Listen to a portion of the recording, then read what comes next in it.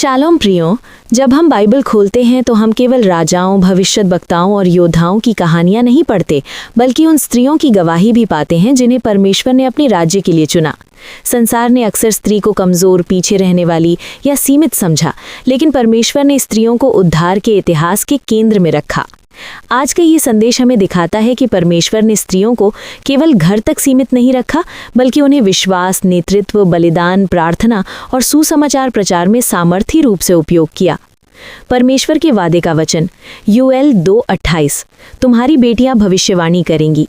ये पद परमेश्वर का वादा है, इसके लिए हमें खुद को तैयार करना है।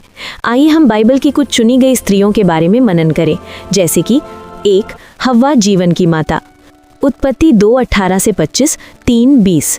परमेश्वर ने कहा, मनुष्य का अकेला रहना अच्छा नहीं, हव्वा को आदम की सहायता के लिए बनाया गया। हालांकि हव्वा से गलती हुई, फिर भी परमेश्वर की योजना नहीं रुकी। हव्वा को सब जीवितों की माता कहा गया। पहली स्त्री, जीवन की शुरुआत। गलती के बावजूद परमेश्वर की योजना नहीं रुकी, हव्वा से ही मानव जाति आगे बढ़ी।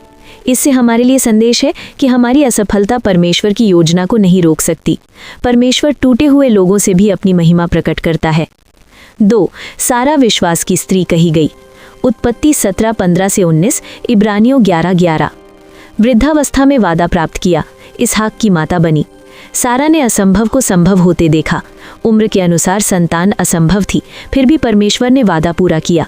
परमेश्वर के वादे देरी से पूरे हो सकते हैं, पर वे कभी विफल नहीं होते। परमेश्वर के वादे समय से नहीं, विश्वास से पूरे होते हैं। 3. रिबका, आज्ञाकारिता और सही निर्णय लेने वाली स्त्री। उत्पत्ति 24:15 से 20, 58। जब रिबका से पूछा गया, क्या तू इस पुरुष के साथ जाएगी, उसने कहा, मैं जाऊंगी। स्वयं निर्णय लेकर परमेश्वर की योजना में चली। अब्राहम के सेवक की मदद। परमेश्वर की बुलाहट के लिए साहसी निर्णय आवश्यक है। 4. राहेल और लिया, परमेश्वर का अनुग्रह। उत्पत्ति 29:30। इज़राइल की गोत्रों की माताएं। लिया को ठुकराया गया, फिर भी परमेश्वर ने उसे देखा और आशीष दी। उसी से यहूदा जन्मा, जिससे मसीह आए। जिसे मनुष्य नकारता है, परमेश्वर उसे चुनता है। परमेश्वर हमारी तुलना नहीं, हमारे हृदय को देखता है। 5. मिरियम, आराधना की अगुवाई करने वाली। निर्गमन 15:20 से 21, भविष्यद्वक्तिनी। लाल समुद्र पार करने के बाद मिरियम ने स्त्रियों को आराधना में नेतृत्व दिया। स्त्रियां आराधना और आध्यात्मिक अगुवाई में सामर्थी होती हैं। 6.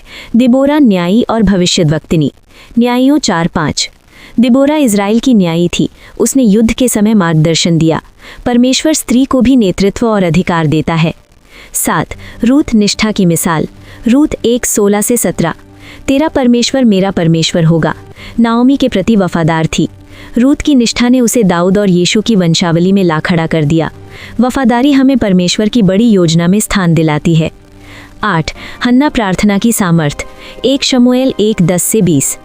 हन्ना ने आंसुओं के साथ प्रार्थना की और शमूएल को परमेश्वर को समर्पित किया। प्रार्थना से असंभव भी संभव होता है।